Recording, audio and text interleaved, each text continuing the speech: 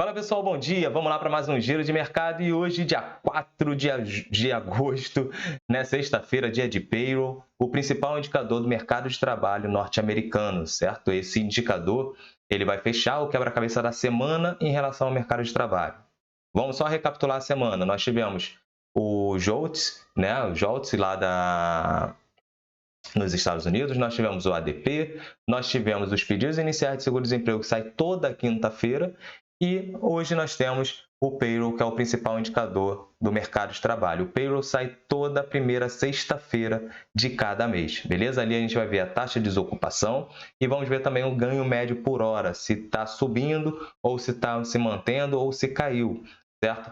O ganho médio por hora é um indicador potencial também em relação à inflação, né, ao combate à inflação. Com o mercado de trabalho muito forte, isso dificulta o trabalho do Fed, sendo que o trabalho do Fed, né, ele está sendo bem visto, está sendo bem feito. Então, eles estão apertando a economia, porém o mercado de trabalho não está sentindo, a economia, né, a gente vê o PIB crescendo, então muita gente que acaba gerando aquele burburinho, leve recessão e tudo, eu não vejo chegando esse fantasma ali, não, né? Eu vejo esse fantasma um pouco mais distante. Pode ocorrer? Pode ocorrer, mas está um pouco mais distante, beleza? Bom, olhando o mundo hoje, a gente vê que o mundo está aí levemente positivo, né? Majoritariamente no campo positivo, depois de vir de algumas liquidações, né? Porque depois que a Fitch rebaixou as notas de crédito dos Estados Unidos, jogou as bolsas todas para baixo, né? Então pesou bastante no humor dos investidores estrangeiros, né? Nos investidores globais. E por aqui também não foi diferente, certo? A gente também já vai comentar sobre isso. Hoje, a gente já vê, mesmo com o dado de emprego que vai sair, que pode ser um indicador que o Fed vá subir mais a taxa de juros ou não, a gente vê um mundo levemente positivo. Impactado também pelo balanço aí lá nos Estados Unidos da Amazon, que veio bem positivo, né? Tanto é que a Amazon subindo aí na casa de 9% no after hour. E a gente viu também a Apple vindo com um balanço não tão bom assim, né? Decepcionando na parte das receitas e a Apple pesando, né? Então a gente vê que mesmo com os problemas que vêm ocorrendo, as incertezas que vêm ocorrendo mundo afora na parte econômica, a gente vê o balanço de algumas empresas bem positivos, tendo lucro, tendo boas receitas, pode vir abaixo do esperado, algumas, porém, está vindo bem. A empresa não está tendo prejuízo, então a economia está rodando bem. Beleza? Bom, a gente já falou bastante, né? E se você está me escutando até aqui, não deixa de se inscrever, de ativar o sininho de notificação, dar aquele like, compartilhar esse vídeo com a maioria dos seus amigos. E se tiver uma sugestão, alguma crítica, né? Sem faltar com respeito, obviamente, tem aqui os comentários, está liberado, vocês podem botar aqui nos comentários. Isso vai me ajudar até a entregar mais qualidade para vocês, beleza? Não tenho problema com isso não. Bom, agora o que está acontecendo, né, em cada um dos países? A gente vê ali na Ásia, por que a Ásia acabou fechando no campo positivo? Mesmo com a questão da economia chinesa não vindo tão boa assim.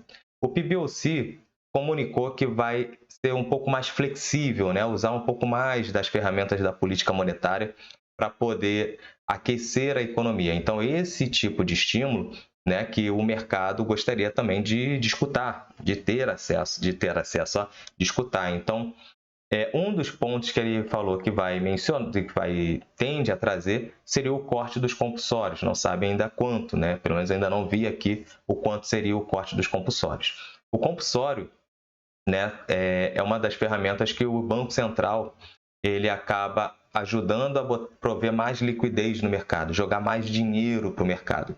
Então, já teve rebaixamentos de algumas taxas, né, de longo prazo, de médio prazo, e agora, cortando a taxa do compulsório, isso pode jogar mais dinheiro ainda. Tendo mais dinheiro disponível no mercado, os bancos tendem a emprestar mais, certo?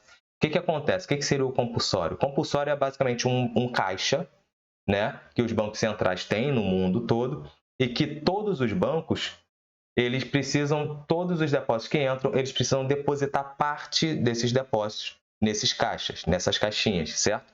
Então, só um exemplo.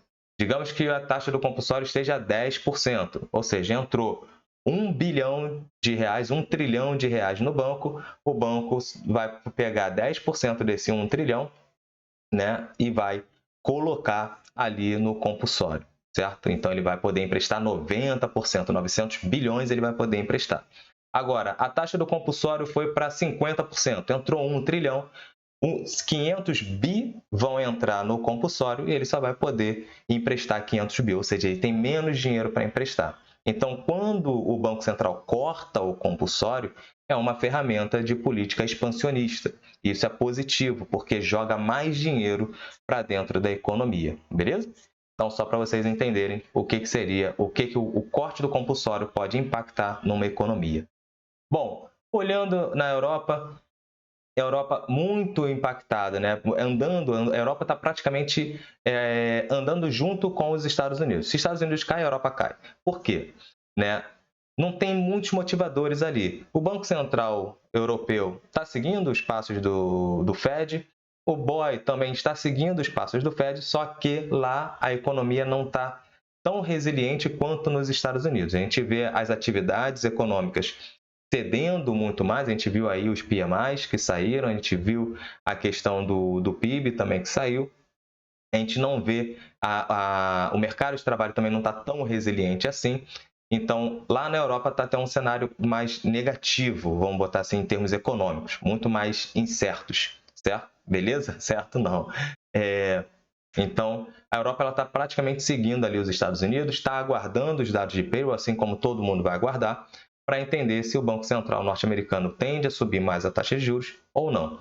Por parte da agenda corporativa, né, dos balanços, os balanços estão vindo até, em alguns momentos, bem positivos, né, acima do esperado. Isso acaba trazendo oportunidades para os investidores locais. Então, a galera viu que algumas ações estão caindo, e a empresa está reportando bons lucros, acaba tomando um pouco mais ali, porque ninguém vai deixar dinheiro na mesa, beleza?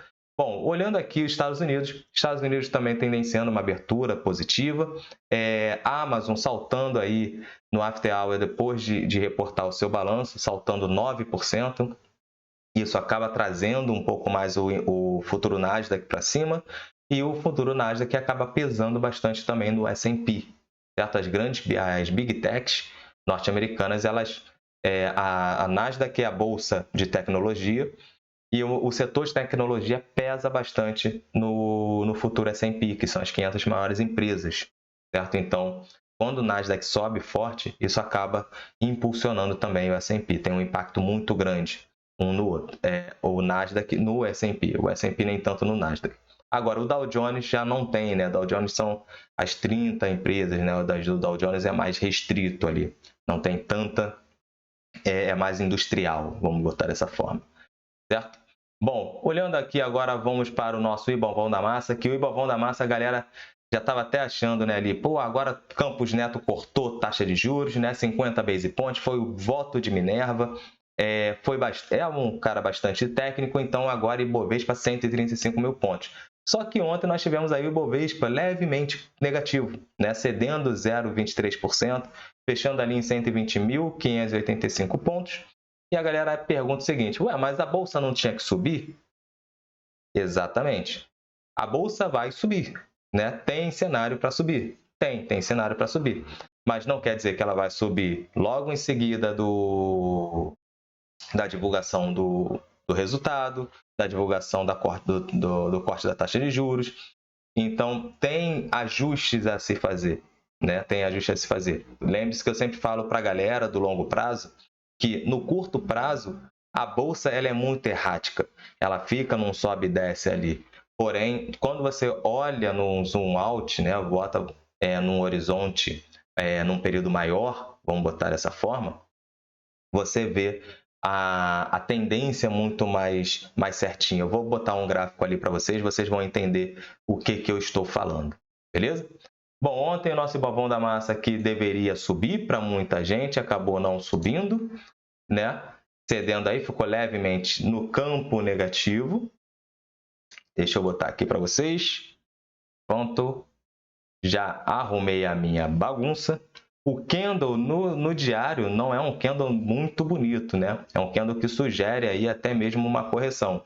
Pode ocorrer essa correção? Pode ocorrer essa correção.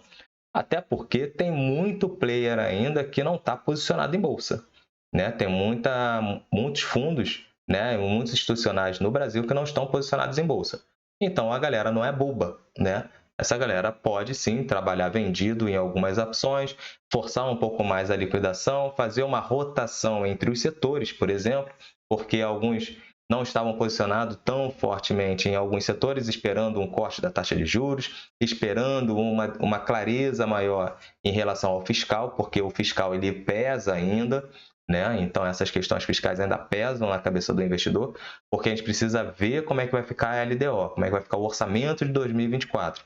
Lembre-se que com todas as ações que foram feitas pelo governo, né, em relação ao arcabouço fiscal, reforma tributária, isso tudo foi positivo, beleza. Então, precisa agora caminhar para bater o martelo de fato. Né? Agora está valendo todas as emendas, todas as costuras que penduricalhos queriam colocar nos projetos, já foram postos, bateram o martelo, agora é isso aqui que vai funcionar. Ponto. Mesmo com isso e outras ações em termos tributários que o governo fez, o governo ainda precisa de mais 100 bi, de 90 a 100 bi de arrecadação, certo? Para quê? Para poder fechar o orçamento, fechar o déficit. O governo ainda continua gastando muito.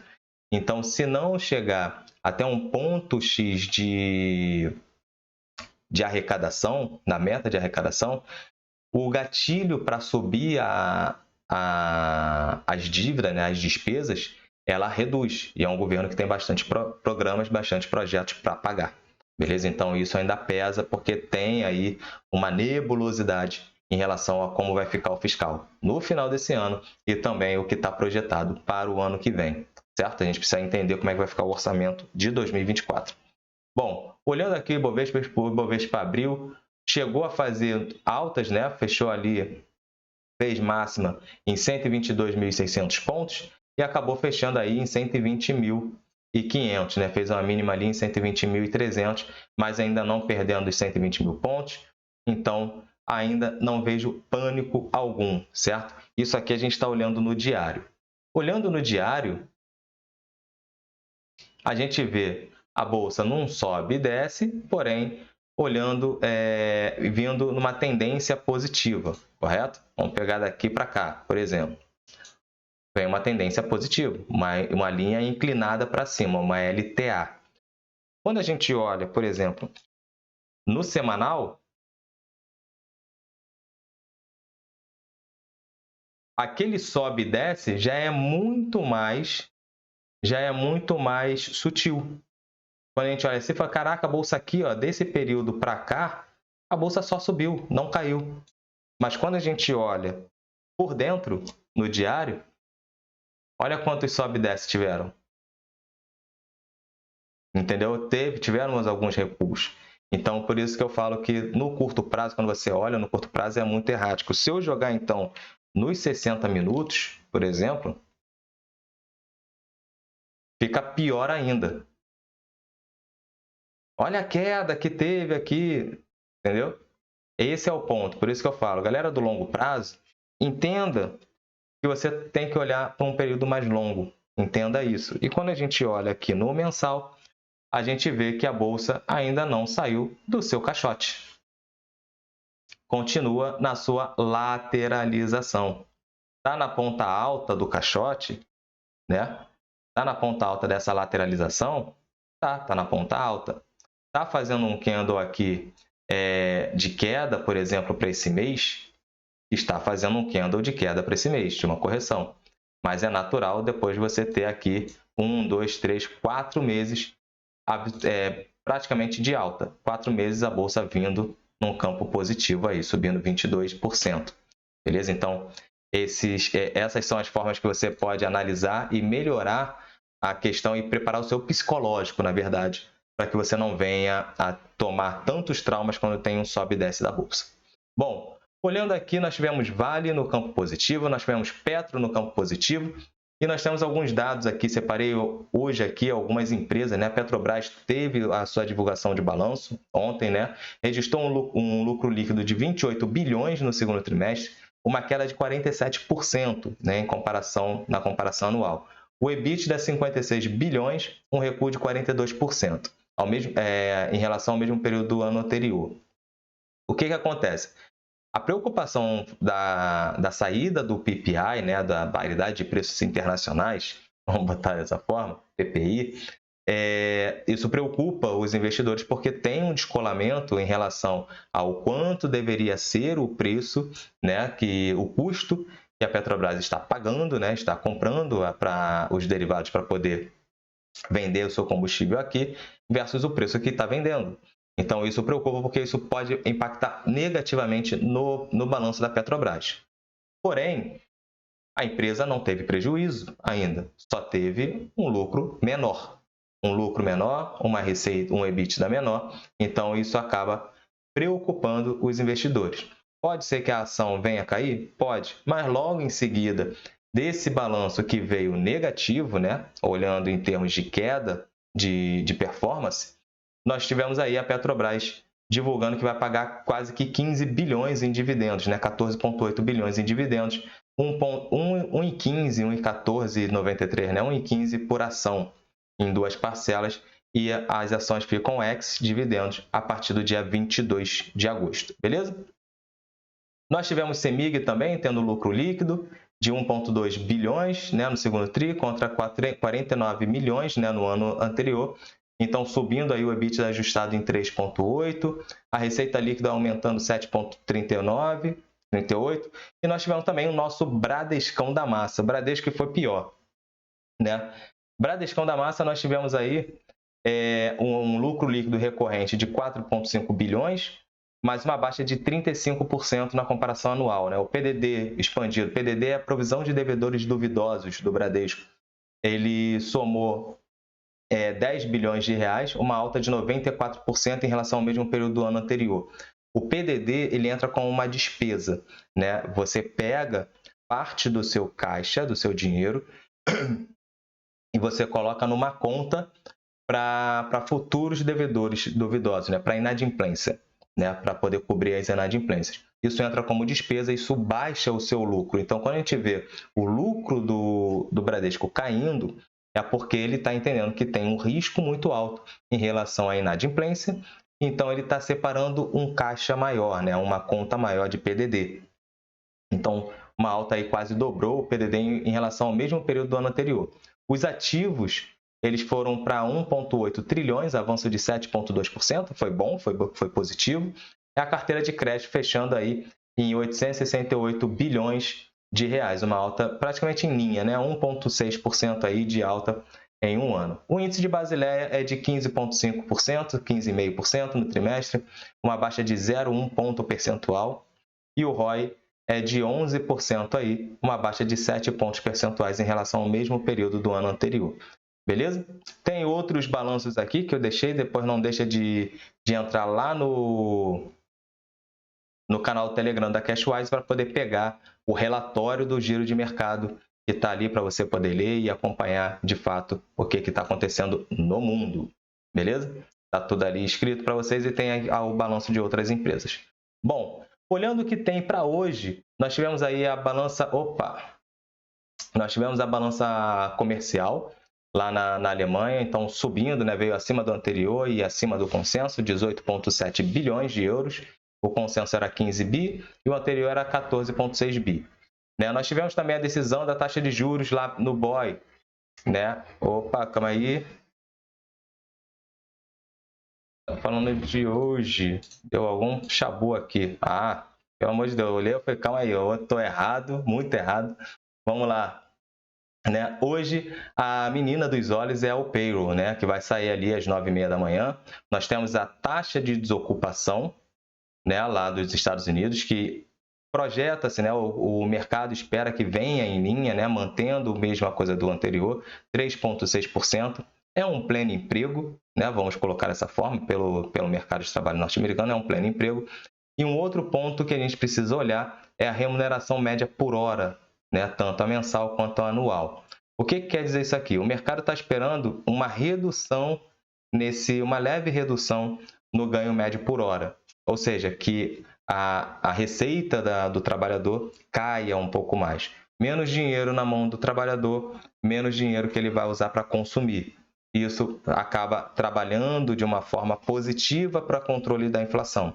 Se a remuneração média por hora vier abaixo do que está esperando, a gente pode esperar que o Fed venha a manter a taxa de juros. Isso pode ser positivo para o mercado, certo?